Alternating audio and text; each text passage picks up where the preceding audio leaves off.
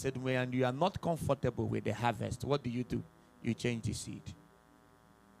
I said, okay. I started saving. And I saved above 1 million. And then I went and I got things for Jesus. And I gave to the kingdom that 1 million. 3 days later, someone calls and gives me 1.3 million. Since then, I have been receiving millions. The business of financial increase as a regards to the kingdom, it has nothing to do with prayer. If you are a kingdom practitioner, you will become a kingdom partaker. If you're a kingdom spectator, your job is to they will also give you that portion because there is measured. Oh, your offering is measured. When you are giving your offering, God knows whether what you are giving him is enough or not. By what he has given you. He has a measure that he knows. Oh, I was telling us now, my mentor, as regards to finances, Bishop came and he was praying. Those on the 25th after service. He was thanking God and Jesus told him, I'm happy with you. And so he was happy too. And then Jesus asked him a question. What did you bring for me? He said, So he was, he was looking around. What are you talking about? He said, what did you bring for me? All of a sudden, he recognized that Jesus was talking about the money, the whole money he has in his account.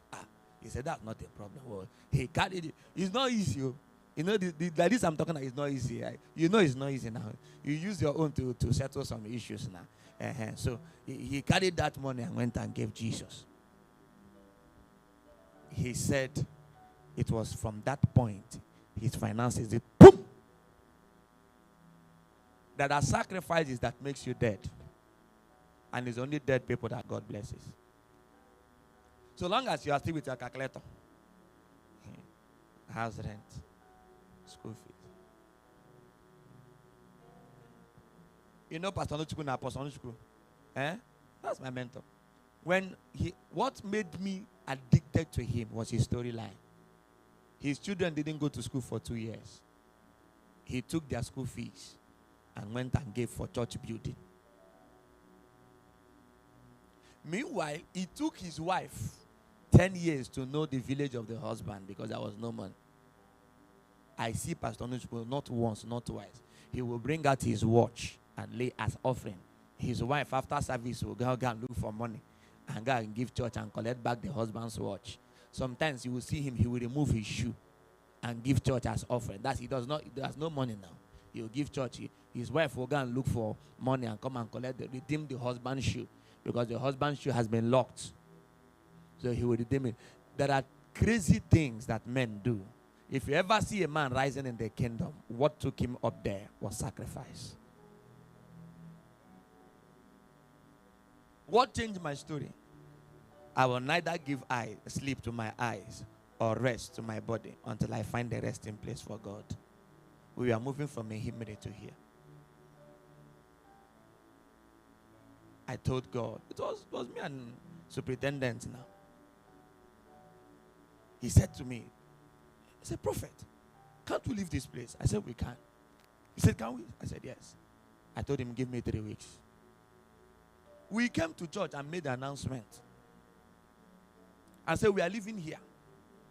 And we are moving from, we are paying 40,000 naira rent at that point. They increased it to 56. We are moving from that amount to times 3. Imagine our whole year was about 40 something every month. Here, a month here is 100 and something thousand. That is excluded. You are now excluding NEPA bills and all the expenses that will be done. It was a big leap now.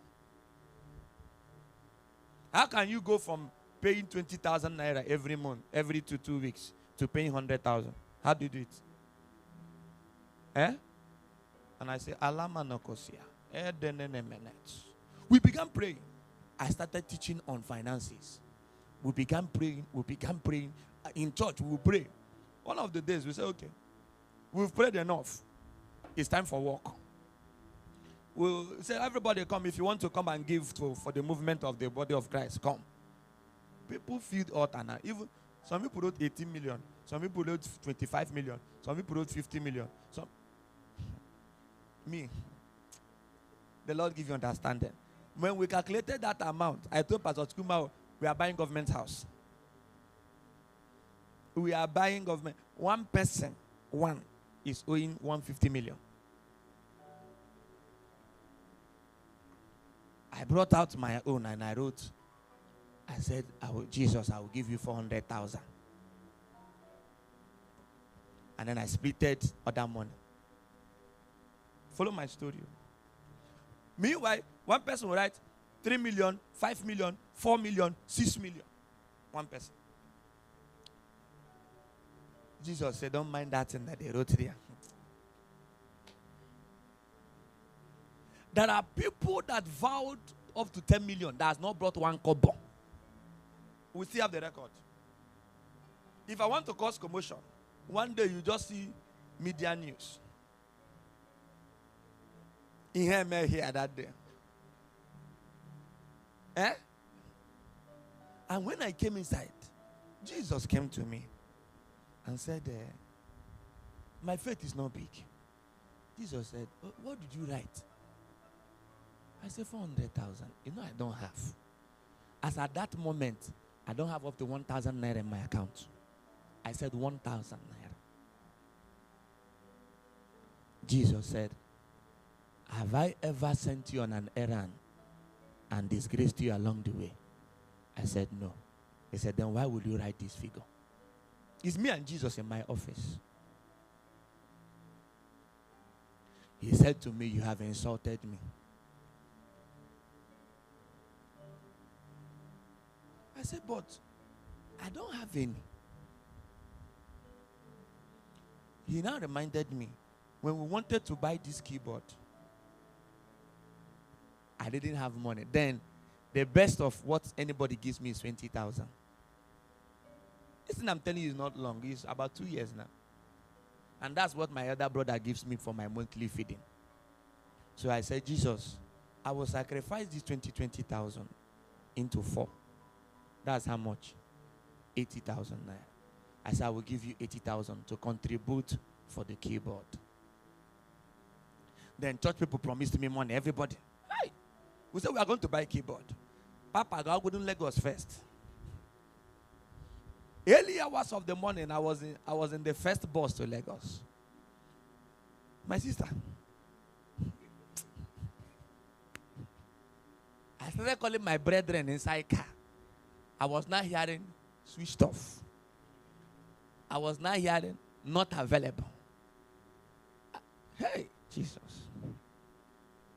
I got to Lagos. First day, nothing. Second day, nothing. In fact, I was tempted to touch the one I was with. I said no. I called Papen. I said, Papen, I beg, send me 2,000 naira so I can use and eat. Where I am in Lagos now, there is no food. I need to eat something. So he sent me immediately. I bought agege bread. They put butter with the maize. They could no, sir. Then while I was lying down and crying, Jesus came to me. He called me the name he usually calls me. He said, sorry, clean your eyes. Jesus tells me sorry. And I cleaned my eyes. He said, have you spoken? And we did not respond. I turned. Nobody was there. Hey! I went and did door. That is a prayer you don't need help. No, if you need help in prayer, you are not desperate enough. I closed door. I said, why?